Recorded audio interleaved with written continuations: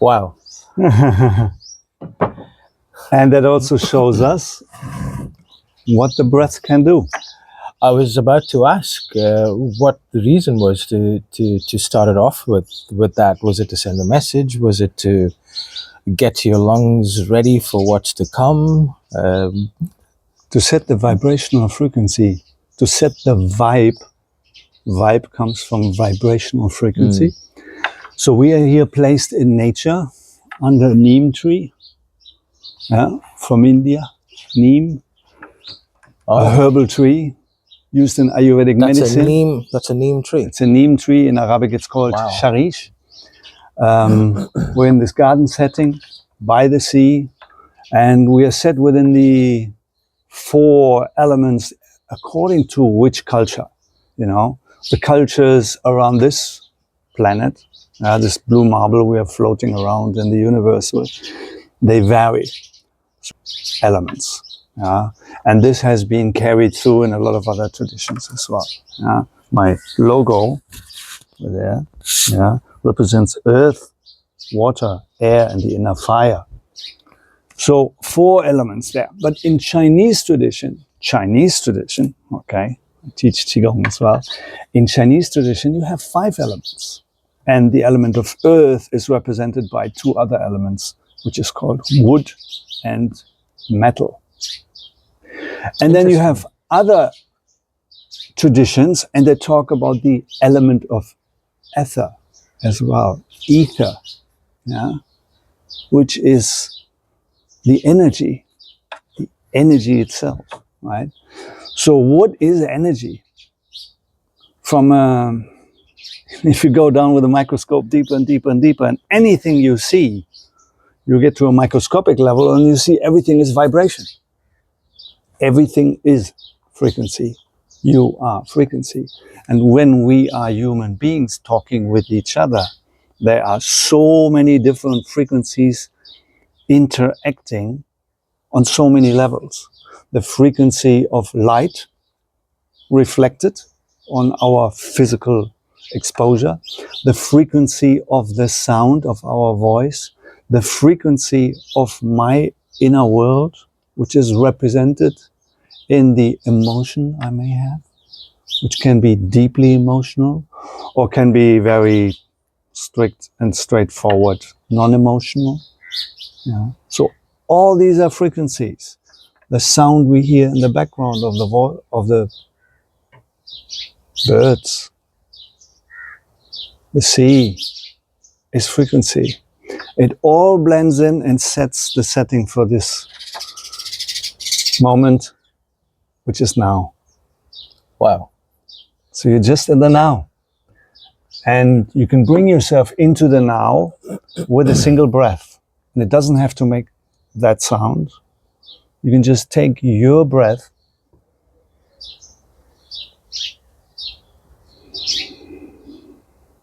and one thing is for certain, if you can now take this breath, you are alive. And you, Freddy, are the author of your book, and I'm the author of my book. So this is where, manifestation and creativity comes in. What power do we have to actually create? The power lies in every breath. Every moment, every now, every breath is where you have the power to change your destiny completely. Limitations, deciding, okay, I want to be now the king of that country, might not be coming so easy, but if you set the goal early enough and go breath by breath, pursue that goal, maybe it can come true. So miracles take a little longer, as we usually say. Miracles take a little longer, yes. So that is talking about the power of the breath. And how did you get into this, Tom? Was it something that you Good question. did, for a while before you decided to? I tell you my breathing story. All right. So as a kid, I was diagnosed with chronic bronchitis. Right. My parents both smoked. And to save energy in the house, the windows were closed. So there's smoking in the house. I'm breathing in all the smoke. My body reacted. Okay. I had to go to mountains, to get better, and to go to the sea to get better. And the sea was not really so much of an option, it was too far away and so on. I wanted to get better. And I had a sleeping disorder as a child, as a teenager. And one day on a women's magazine of my mom, I saw this title, Problem Sleeping, turn to page so and so. I did the breathing. It was a yogic breathing exercise, and I never ever had sleeping problems since. That was my first encounter with yoga. I never heard of yoga before. And how long ago was this? I was 14, so this is 14. Wow. Yeah, 46 years ago. And how did that tie into what you're doing now? Oh yeah, rest of the story. That was only the start. So, Right. all right. So prepare yourself for a longer story.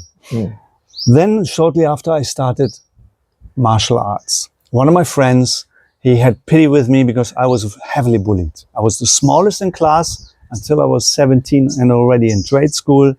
I was skinny, I had glasses, and I had braces. So he said, come with me. We did Shaolin Kempo, which I absolutely loved. Shaolin, the name comes from the Shaolin Temple in China. Okay.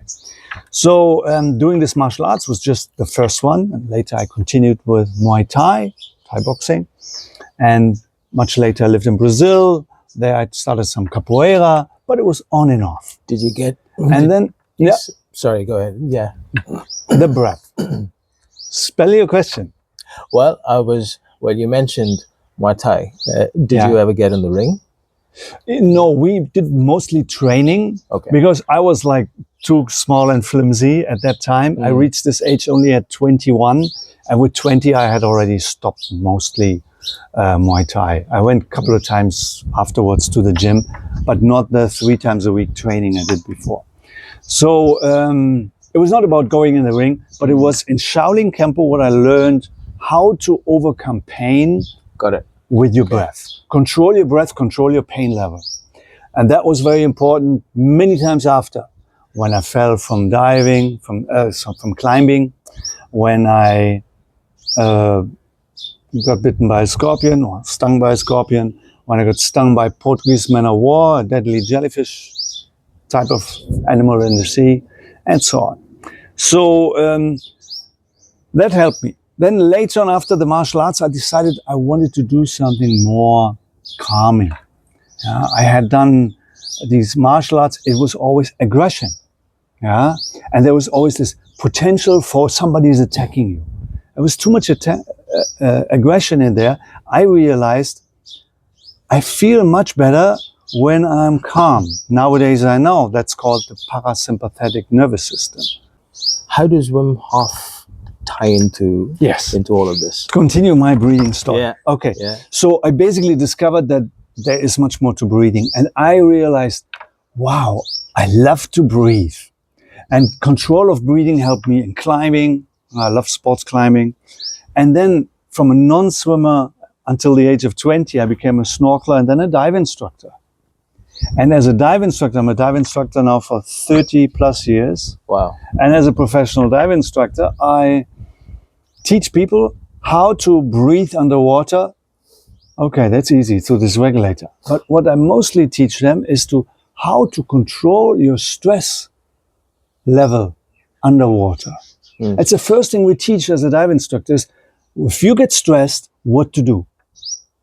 And how you control that stress level through your breath. So I'm literally a breath instructor for over 30 years. Breathing instructor. Makes sense. Breathwork instructor, whatever you call it. And later I learned, I started with yoga in 1992. I started with Qigong in 2001. And both are forms of somatic breathing. It means we use our body and movement and mindfulness in coordination with our breath to focus and in yoga, to unify and become one with our body and mind. So it's about body and mind connection. Qigong means, Qi means energy or breath. So Qigong, Gong means effort or work. So Qigong means energy, effort, or breath work. Breath work. Right? So that's what we teach. Control your breath and be in the moment, and then you can calm yourself down. But you can also use the breath to hype yourself up. Look at Muhammad Ali, Mike Tyson, you know, before you get ready for a fight, you hype yourself up. Then you use the breath in a different direction for that aggression. That explains how they could stay upright for 13 rounds. Yeah, you know, exactly. Yeah, right. It's all the power of adrenaline, which you'll experience today. I can't wait. So then one of my students, who was my dive master students decades ago in Micronesia, she became a Wim Hof instructor and posted this thing on Facebook. I'm like, what is that? You know, yeah, we went on this mountain in Poland. Wow, you know. But then I forgot about it. And in COVID, just before COVID, I sustained an injury, a work accident. And it was basically the pre-damage was done through a lot of sitting. You know, my corporate job before, office, airplane, bus, blah, blah.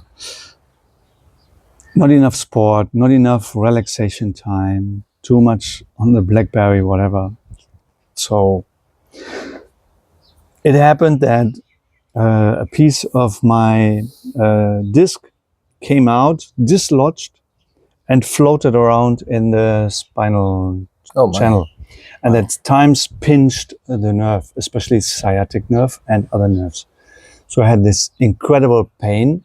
But when the doctors asked me to lie down and lift up my legs, I could still lift them up. So they were like, no, this is not a disc, a protruded disc. But it was not a protruded disc, it was already out and dislodged. Yeah. So later on, there was an MRI scan, and then they saw that I had to be operated within 24 hours, was flown to Dubai, best hospital there.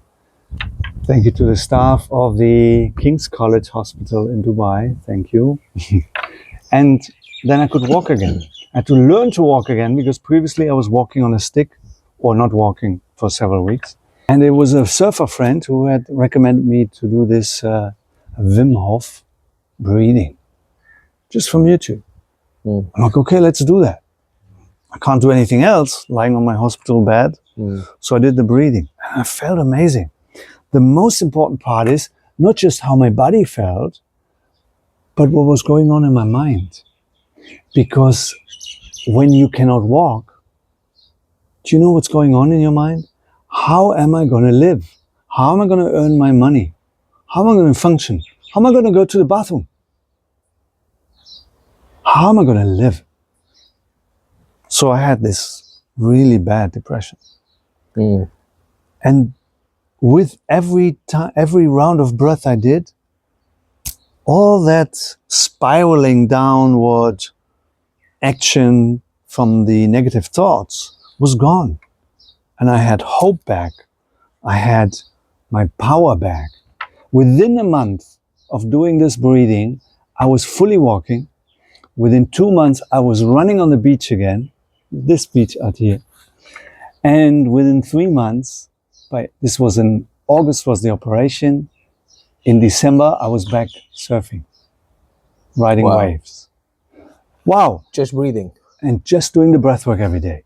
So that's a lot of people say, wow. Yeah. And there was, you know, it was COVID, my job, health and safety, has been Omanized. So now only Omanis, locals could do this, which is great. I taught a lot of them. Sure. I'm happy they are now managers. Yeah. But I realized I have to carry on. I have to reinvent myself.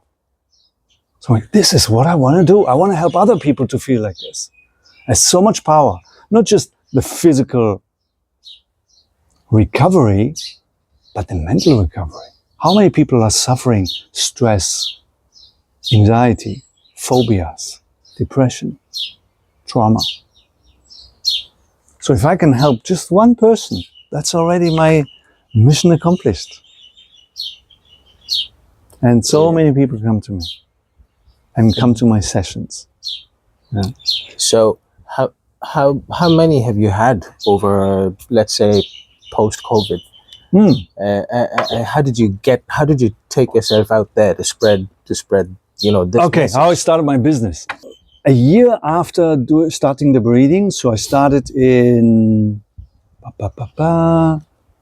August 2020, and then in 2021 I had just come from Albania from the wedding of my nephew, and I came back and I had lost my job, right?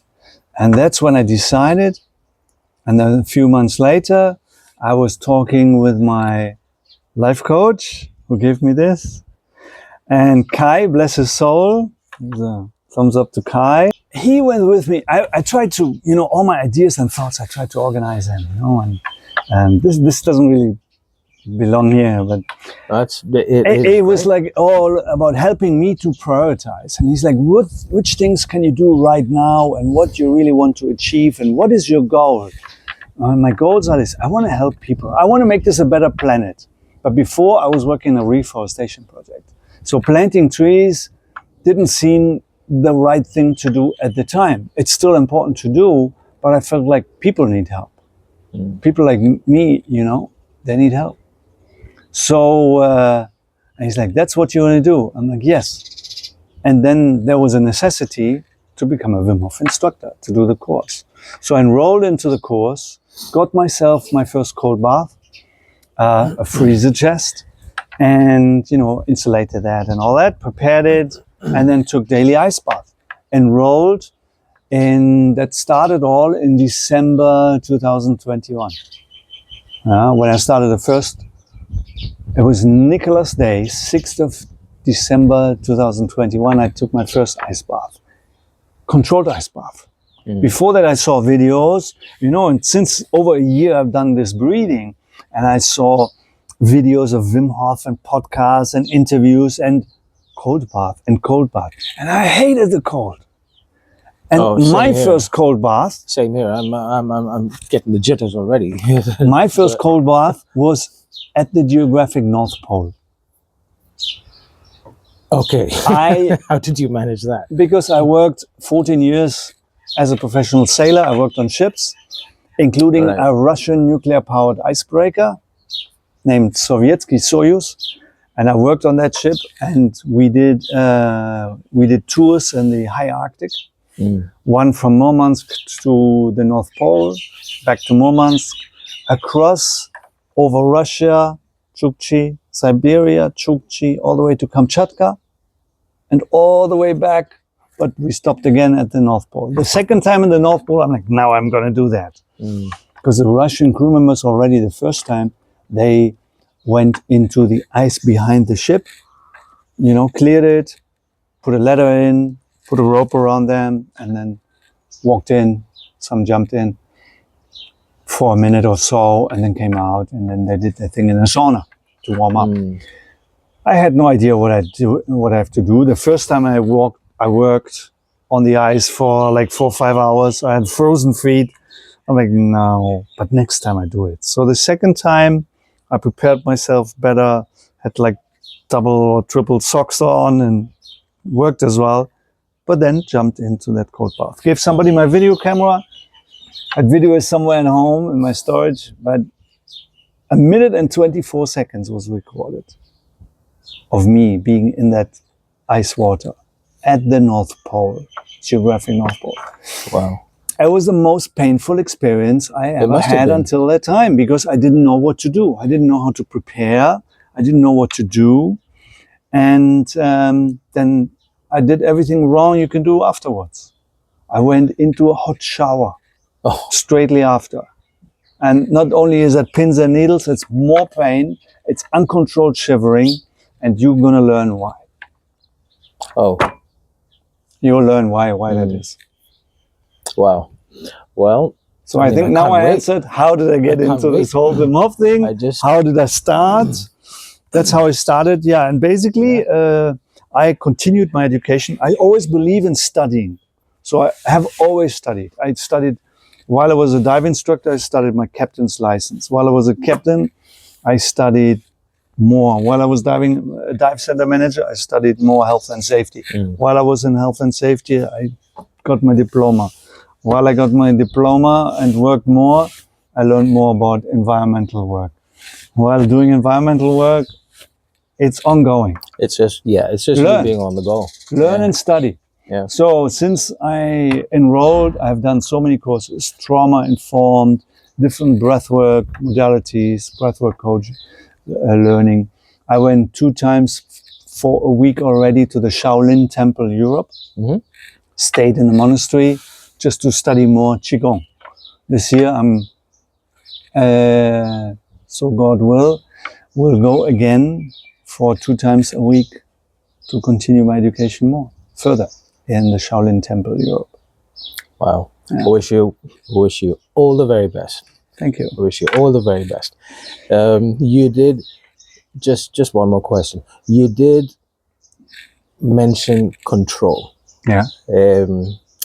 With whatever environment it is, and particularly the 1 minute and 24 seconds that you spent, in the, how did you manage it, especially without any prior, experience dealing with an environment like that? That is then willpower. So that's we refer to it as we have a male and a female intelligence in our body. Our male, let's say our yang, yin and yang, the male aspect of this intelligence of our body is the will to survive. But also, and that's sort of natural instinct, isn't it? Yeah, but combined with the will to explore, to know what's behind the horizon.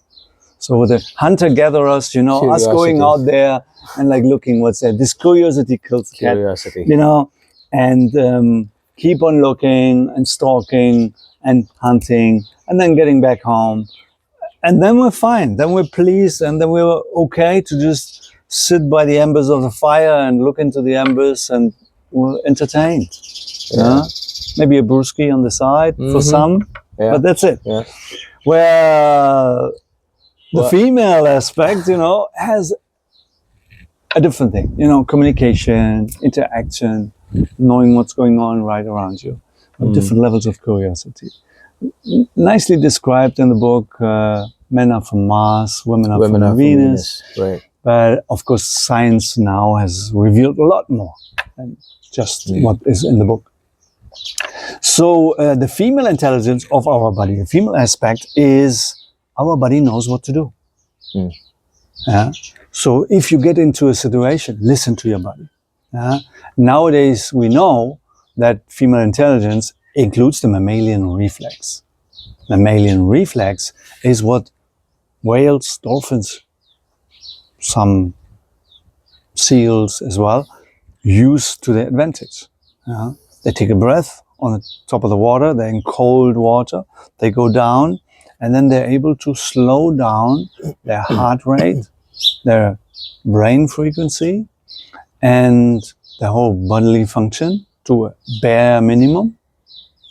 And they isolate or segregate their blood circulation to the absolute minimum, just the vital organs, liver, heart, lung, brain. Right? Maybe a bit to the kidneys, but very little. And that inner blood circulation, that inner core, has to have a stable temperature for us humans at about 37 degrees Celsius. The extremities, they can get cold. The blood can get down to 10 degrees. No damage. Maybe more. I don't know about the scientific data of exactly what would cause tissue damage, but the blood can get cold. The important thing is not to mix that cold blood with your core blood. And is that regulated through controlled breathing? The mammalian reflex is a reflex, so it happens automatically. Your body knows what to do. So where does that come from? Since millennia, animals would fall into cold lakes, frozen lakes. They walk over, bloop, fall in. A survival mechanism developed out of this. Same for all mammals. Hence it's called the mammalian reflex. So that their inner core stays stable while the outer extremities get cold. They can keep their inner core stable at a stable temperature for some time. Now it's important to stay calm, find the exit, get out, and then you have to warm up slowly. You don't freeze to death. Okay? So different types of animals have different mechanisms. You know, some have fur, some have thicker fur, some have blubber, all that.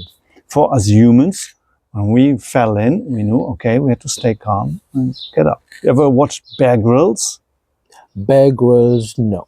He's a survival specialist. I heard of him, yeah. As a former SAS soldier from UK. And he describes, you know, what to do when he falls into a lake and then shows you how to get out. Now, when he gets out and warms up, he does that like a soldier. Exactly. So he's burning a lot of energy and heating himself up. And you do get cold, but you burn so much energy that eventually your body heats up. And yes, the blood mixes, but he gets over that discomfort. But it's possible to do the same thing in a calm and controlled way. And this is what we teach in the Wim Hof method. Right, so that's what we're going to do. That's what we're going to do now. Gosh, cannot wait.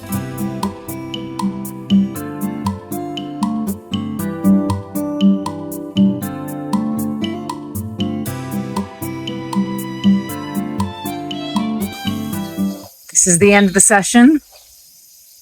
So, Freddy, how you feeling? Oh my goodness, where do I even start? How was that? It's, well, for one, I did something I never did before. Two, I went out of my comfort zone, you know. And the first time I went in, I think I spent about, what, 30 seconds or so? 35 seconds. And I think I went in with the fear of the cold. Expectation.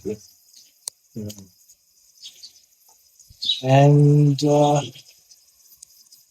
yes, I decided I'd do it again.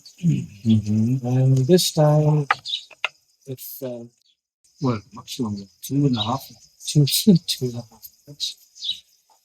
And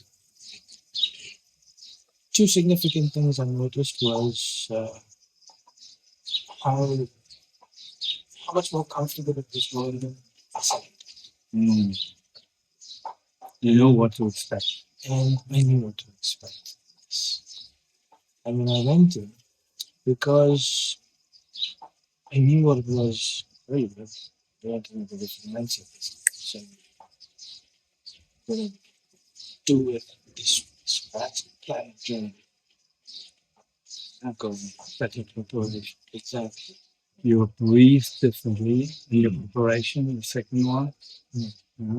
And then you set your mind, you focus, and you were committed. Mindset and commitment. Not only the mindset was, I can do this, but you were committed. Go in, do this, you planned it out. Excellent. And I noticed when I got out, it felt different. Suddenly the temperature dropped. That was because the focus. Yeah. So overall, such an exhilarating experience. One of a kind.